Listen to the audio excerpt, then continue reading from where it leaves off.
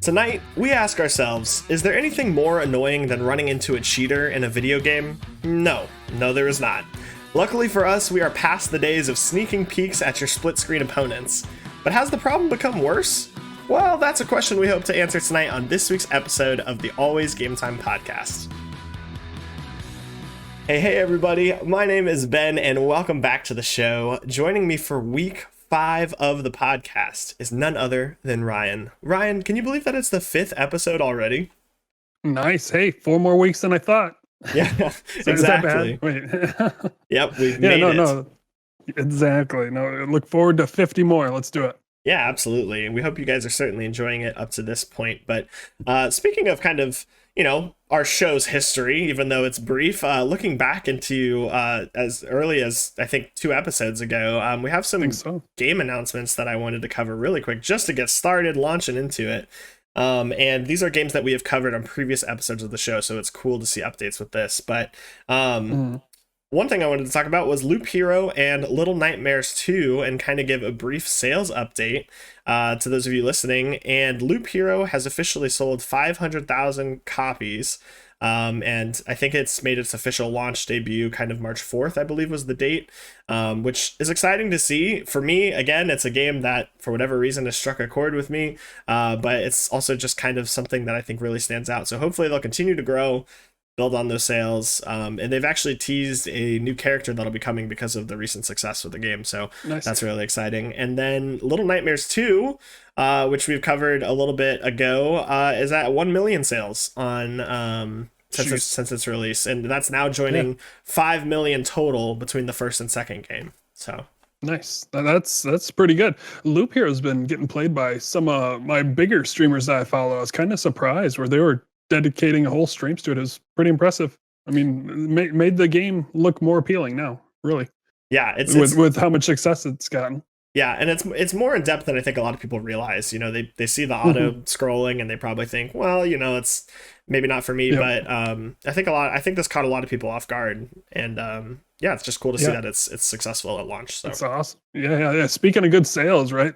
We had Bethesda be officially purchased by Xbox now. $7.5 billion.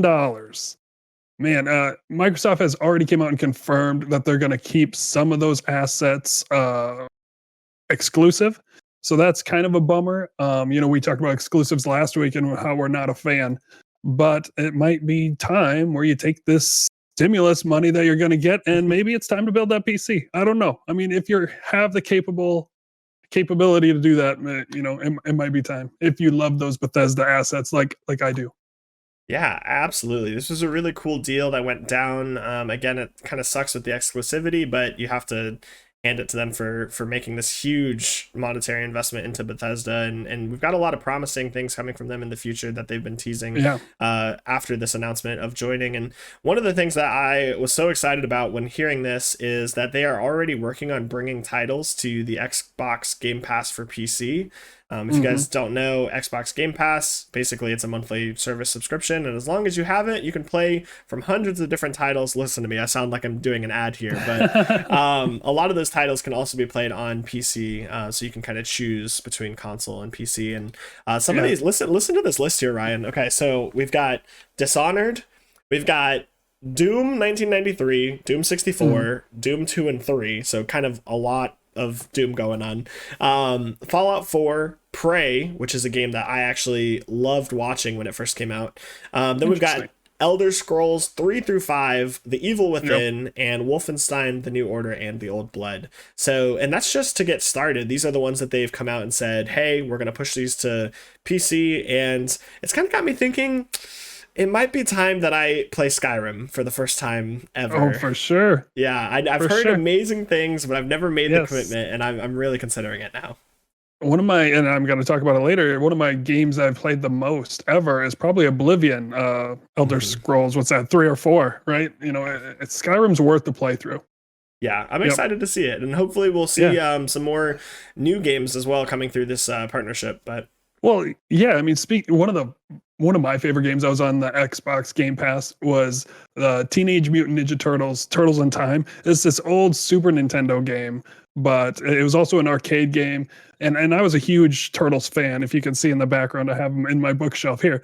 But now they're coming out with a Shredder's Revenge, which is a side scroller, very much in the same light as the Turtles in Time. I'm so pumped for this. Like I played all the Turtles as a kid.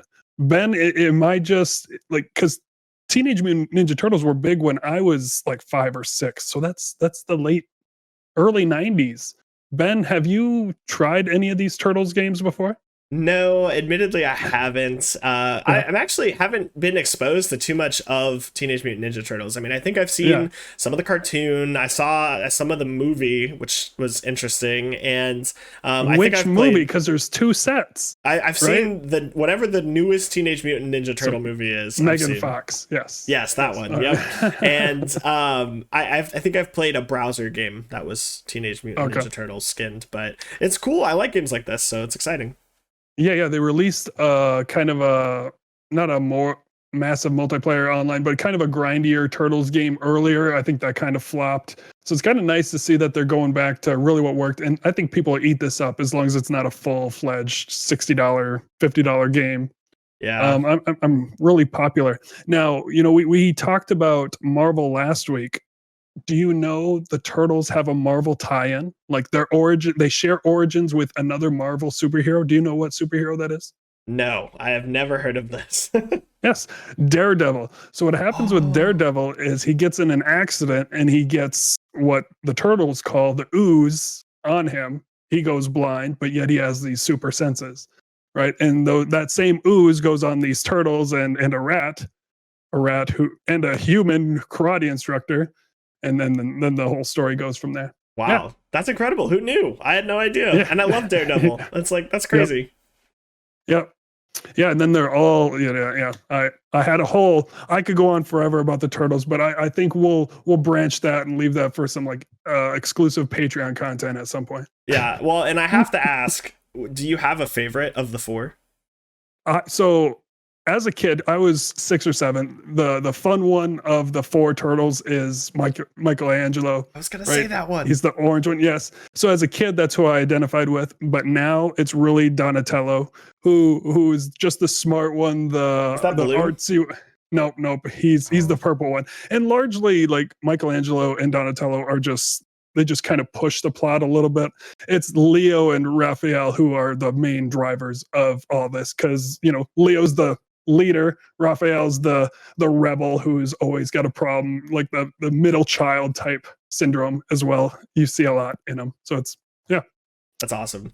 I'm actually kind of blown away at your Teenage Mutant Ninja Turtles knowledge as it's well. bad, man. Like No, that's cool because I know very little, so I'd like to learn more. But anyways, we can carry that discussion on another time. Yes. Well, maybe we'll get some gameplay hopefully soon. I don't know. When Yeah, does it come for out? sure. Do you know? They don't have a release date that I've seen. They just announced this was the initial announce. Okay. They had a non-gameplay trailer, which looked, just kind of showed Yeah. what they wanted to be, but they said it wasn't actual gameplay. Awesome. Well, fantastic. Switching gears here, we have something that is not as exciting and something that I thought was pretty scary to think about. And if you guys haven't heard, there was recently a fire in France.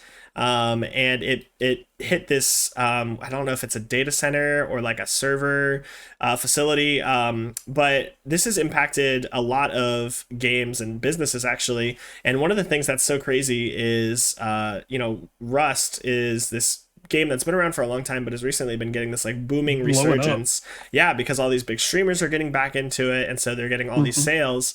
Well, in the wake of this like tragic fire that occurred, we've had a huge catastrophic data loss as a result of this fire. And I know that maybe kind of sounds generic. So what this means, and we've got an official update from the Rust Twitter at PlayRust.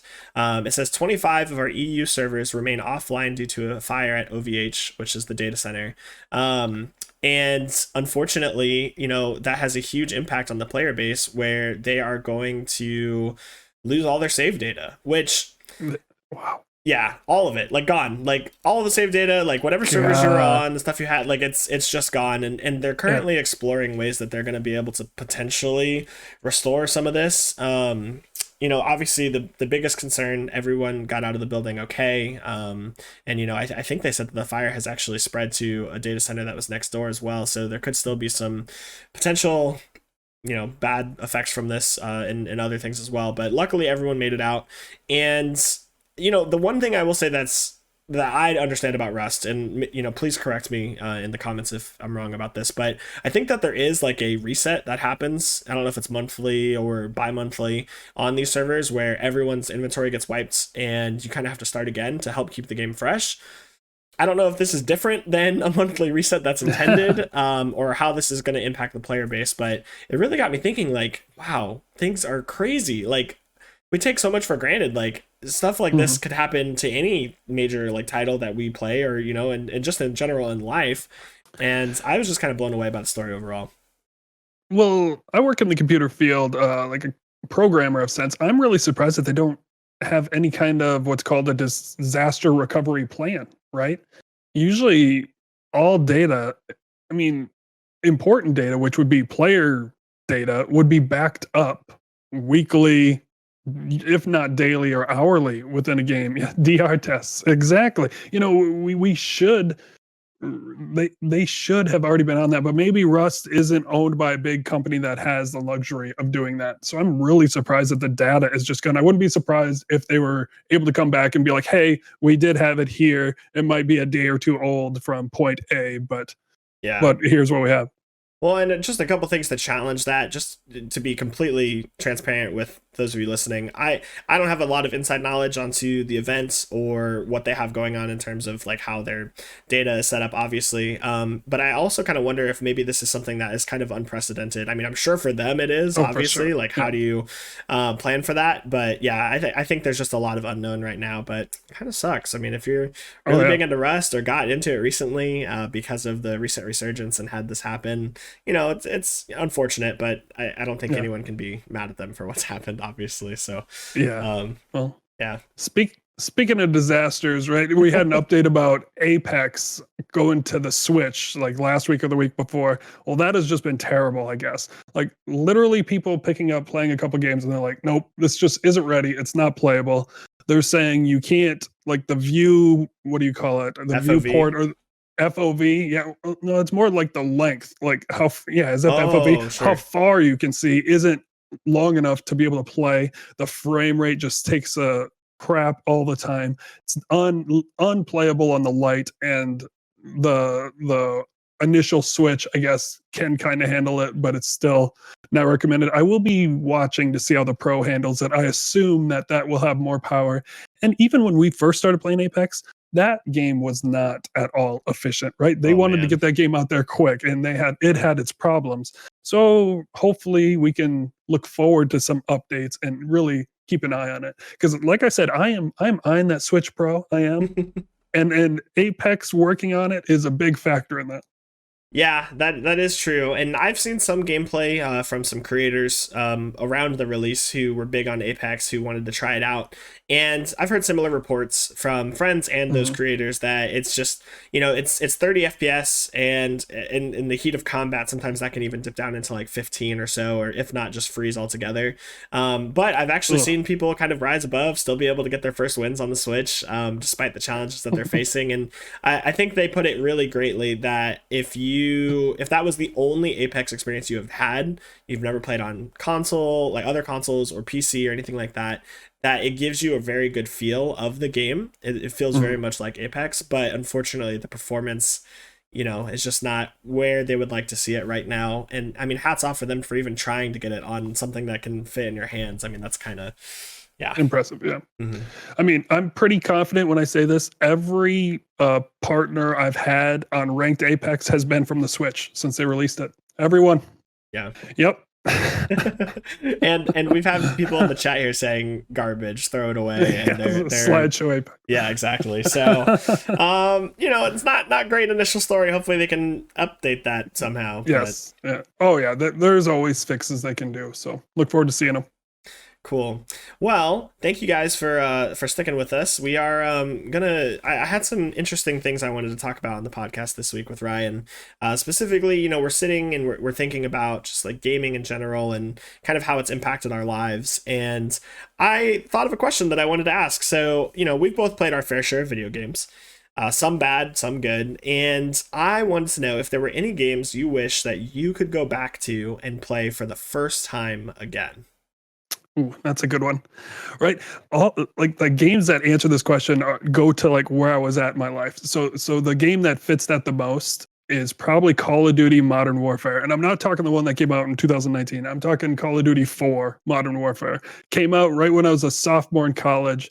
Had a room to myself. I put so many hours in that. It was ridiculous, right? So I utterly enjoyed the game. That was probably one of the first person shooters that I really got into and addicted to. That and Elder Scrolls Oblivion, right? I mean, those games, while they might not be all-time greats, they just hit me at the right point in my life, and they were quality enough games that's what I enjoyed the most. What about you? What's that one that you want to go back and hit? Yeah, I had a hard time. I mean, especially when you talk about Call of Duty, like that's been Yeah. very influential. I've always been the one in my friend group who's loved the campaigns and always plays the campaign of every new Call of Duty first, and a lot of sentimental value for several games. But what I basically boiled it down to was the original Spyro trilogy as my answer. I don't know if it's cheating to pick three games, but I'm gonna throw it in. And if you guys have been around for any amount of time, you guys know I'm a diehard Spyro fan. The Reignited trilogy coming out was like one of the greatest announcements in gaming history for me and the other diehard Spyros players, because I mean it came out in 1998 on the PlayStation, and so like we have this childhood game that's this. I mean, really, I don't want to go too in depth, but look up the history of Spyro. Revolutionary. I mean, for its time, and you go back and you look at the graphics now and you're like, seriously, like everyone's made of triangles. Yeah. But just the open world experience, the gems to collect, kind of the enemies and like their quirkiness and the humor that came along with the game. And this is one of those games that definitely got me started. I was born in 1996, so obviously I didn't play this when I was 2, but when I started gaming, this was one of the ones I had available to me, and I just got lost into the world of it. And I kind of had a similar experience to what I imagined playing those games for the first time again would be like when the Reignited trilogy came out. That was the kind of like HD remaster. And if you look at the two, please do yourself a favor, look at the two side by side, and you'll be like, wow. And it kind of pains me to think that some kids now, like first experience of Spyro will be the new one, because it's like, no, you have to go back and like see where we came from. But that'll probably be my answer. I'm sure there's many other that could have made my list. That's your Nintendo or your Super Mario, right? Yeah. I mean, that's like one of the first that just hits you. Yeah, I mean, there's so many good gaming moments, right? Like last week, I think I mentioned Resistance. That's one that falls in where I'd love to play it for the first time again. Just the story just really hit me, and I loved it. And it's like an alternative history series. Infamous is another one where I loved the story and the gameplay was amazing. But I think actually, I got to go back. I got to pick a real winner. The real winner is Dead Space, right? Ooh, yeah, Go and play that for the first time. Like it's a horror survivor. Oh man, I mean, it's just quality gameplay, slow and steady gameplay with a great story and just a unique story that I really loved. Terrifying, absolutely terrifying. Terrifying, yes. I played that game maybe a couple of years ago at this point, and man, I mean, at least they give you a gun. But yeah, playing that again without knowing anything about it would be wild. So yes. I had a couple others on my list as well. Oh, sorry, were you gonna say something else? Yeah, no. Someone brought up a good point. SOCOM, I soaked in hours on SOCOM, wow, yeah. which we're talking like PlayStation 2 when you had to plug something into the back of the PlayStation so you could put in a phone cable, like literally 56K phone cable to go play. Yeah, put hours and hours of that in. Shout out to Luke, my buddy, who had 4 systems set up in his house, and I would go over there almost every weekend and we'd play till our eyes bled. Yeah. Definitely. Yeah, I mean, I have a couple other ones as well that are definitely older now. I mean, we talked about Spyro, but Crash Bandicoot is easily another one of those Oh yeah. ones that I played. Same era, kind of those two always like pushing the envelope on the platformer game genre. And Hmm. Halo and Gears of War, it's hard not to Ooh, include those for me. yeah. Growing up, Microsoft, Xbox, like I know we've had some feuds between the console wars over the years, but those are really big games. First kind of major impacts on my gaming. So it'd be cool to see those without having known everything that would E- happen. But Exactly right. I have a little one who's 7 now, and I'm just introducing him to these games, and I look forward to showing him to games like Halo and Gears of War, these quality gameplay games that have a good story as well. Because he doesn't see that now. All he sees, I let him play Mario, which is just a platformer, get from A to B. I look forward to those that are able to play those for the first time. yeah, absolutely. Yeah. Yep. So now I kind of wanted to flip this on its head. What's the worst gaming experience or game, if you can name it, that you've had? Worst experience or game that you played? Sure.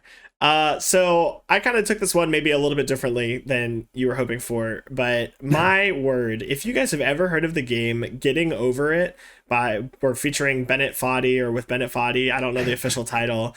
It is a game where you are a man stuck inside a cauldron who has a hammer, and literally the whole goal is to climb into space, but it's like a physics-based game that is fueled by lies and hatred, and every time you think you make like a significant chunk of progress, there's always a pitfall you can go into that resets you back to square one. And they have the most calm, like soothing narrator to accompany the gameplay as well, so you're over here freaking out, raging, and then this guy's like, well, that's a shame what happened to you there. And it's like, oh, like it just, so the game itself, brilliant. I love it. It was a huge viral like thing when it came out. Everyone was playing it.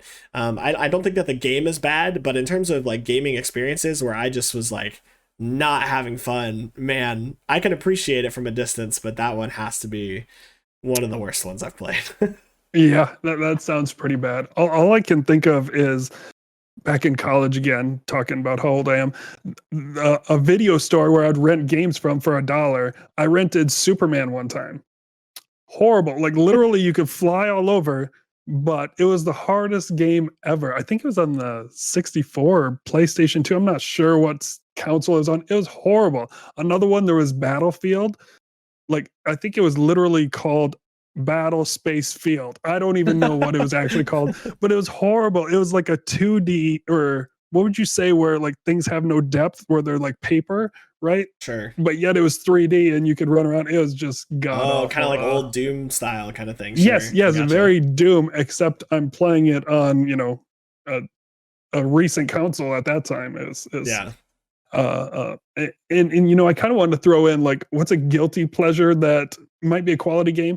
The Sims. Like The Sims is one of those games that I am not happy to play, but for some reason I'll pick it up and blink and like 5 hours go by. Right. I don't know if you have a game like that for you or Yeah, I mean, I'm sure there's several. Actually, right now, when I hear you say that, Valheim comes to mind because I've been oh playing yeah. that with my buddies, and while it's amazing, it's easily a game you can sink an entire day into and be like, wait, what happened? So yeah, Exact. I mean, just like you want to build, if you just start building, right, an hour can fly yeah, by. And well, yeah. for sure. Yep. Yep. Well, let us know in the comments. I'd love to see what some of your guys' answers to those questions are. We desperately would love to just see what you guys think about our answers as well. At least I do. I'm very curious because I think I have some maybe potentially like controversial game opinions. I watch on TikTok all the time. There's people that are like, "What's your most controversial gaming opinion?" And I always get mad watching those because I'm like, "What?" They're like, "Skyrim's a bad game." Well, that's a bad example because I haven't played it, but you get the gist. Yeah.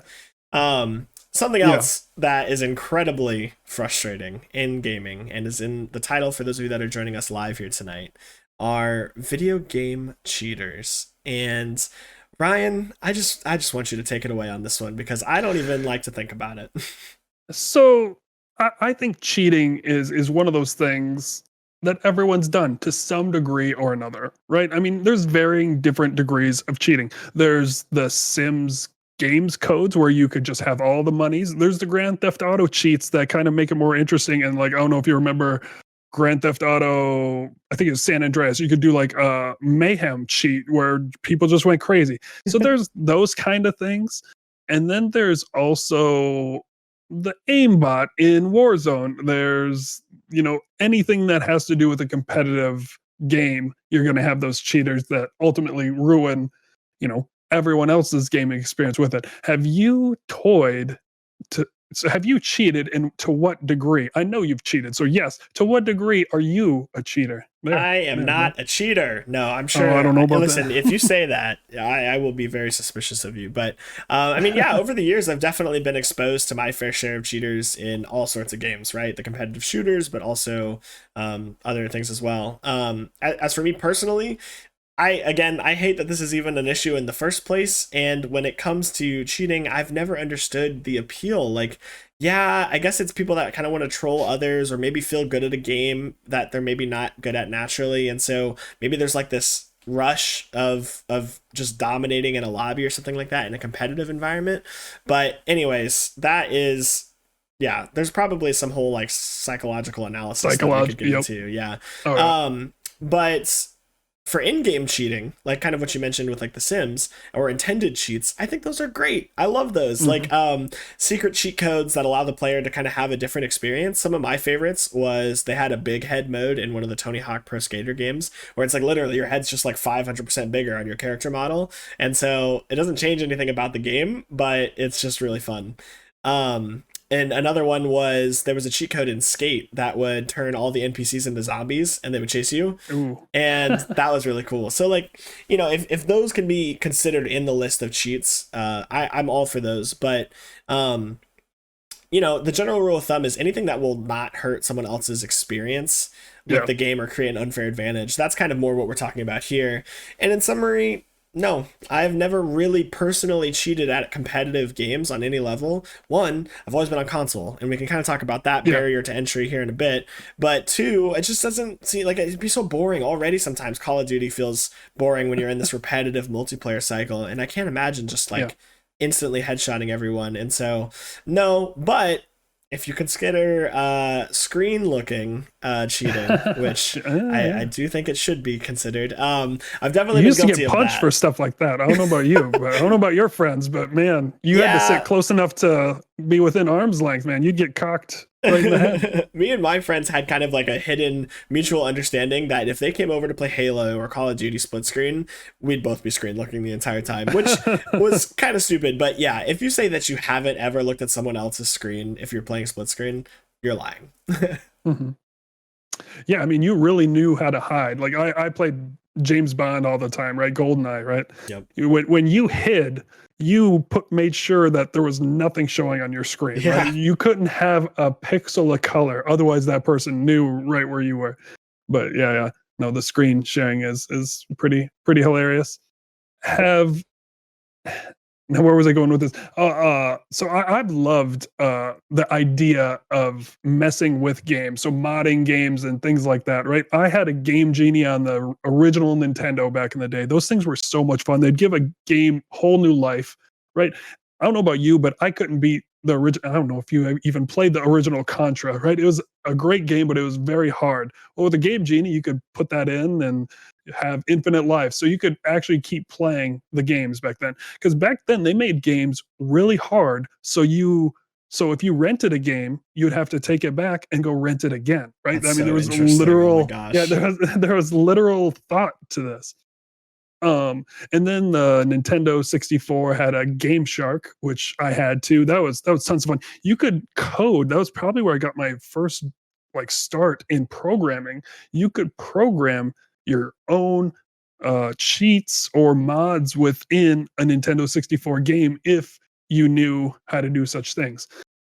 I mean, and then I've dabbled in the modding of PC gaming. So we're kind of getting out of the cheating aspect here. But I mean, I've always loved it. But one thing, I always had consoles. I never had PC, so I've never done the aimbot thing or anything like that. But I would be lying if I didn't say that, I fired up a cheat or two on SOCOM to see what I could do. Right, I could fly on SOCOM for a time or two. Awesome. But it was just at that point, it's like, hey, look what I can do. right? Yeah. I'm not going in multiple lobbies. I did go in a couple lobbies and ruin them, but I apologize now. But hey, it was fun at the time. So now I have a moral question for you.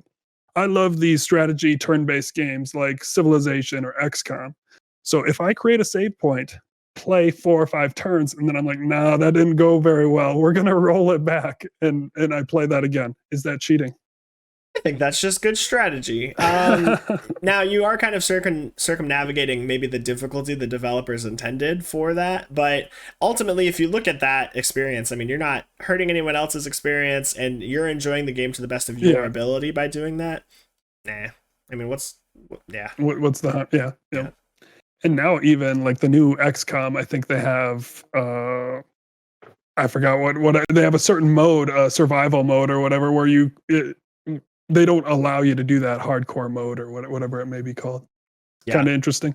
Did I ever tell you about the time that I saw someone cheating on stream? No, that's It was fraud, isn't it? I mean, bad. It was, yeah. I mean, you're exposing yourself. Like, if you're gonna do it, well, and here's the thing, right? So this kind of brings it back maybe to some of the like the psychology behind why people cheat. And I don't want to derail the conversation, but I'm always so curious about that mindset. And so, what they were playing Cronker on stream. If you guys haven't heard or seen Cronker, it's a browser-based shooter game. And the it's first game I've ever seen you stream, by the way. That's hilarious. Actually, I mean, I love Cronker, and I hope they continue to build out on it. And it's actually on Steam now, which is really exciting for them. But That's awesome. at the time, it was only browser based, and so I can imagine, that has all sorts of security issues, especially in the early life of that, the development for that. But they were using a Chrome plugin for walls and aim hacks, so they could see everyone on the map and they could instantly headshot them. And it was super blatant on their Twitch stream, and they had like 25 viewers, and it was public lobbies where no one had a chance. So it's like, it's not like they were hacking for like some fun community event, which I could maybe see being like an entertaining thing. They're just mowing kids down in this browser shooter game for 12-year-olds who aren't doing their schoolwork. And I called them out, and I was like, I can't, like, why? And they kind of gave this response where it's like, oh, I don't have to cheat, but I just think it's more fun this way, and like, here, I'll turn it off. I'll turn it off. And so they turned it off, and then they played regular for a little bit. I left the stream. I came back 25 minutes later, and they were cheating again. And so obviously I'm not trying to call them out. They were younger too. I think they may have been, in their defense, I'm sure they just had to compete against the other cheaters, because Cronker did have a bad. It was super bad. Easy to cheat. Yeah, like you could just hit a button, install, and hey, I'm aimbotting in Cronker right now. Now I want to see a cheater lobby and just see like how the game even figures that out, like who's gonna win. Make your own cheats and see who has the best cheats. Let's go. Yeah, exactly. But I imagine the game running in Chrome. There's almost next to, at that time especially, there's probably next to no anti-cheat for that game, and it's an issue that you predominantly see in PC gaming. Mm-hmm. Oh, for sure. And honestly, that's kind of what's kept me off PC a lot.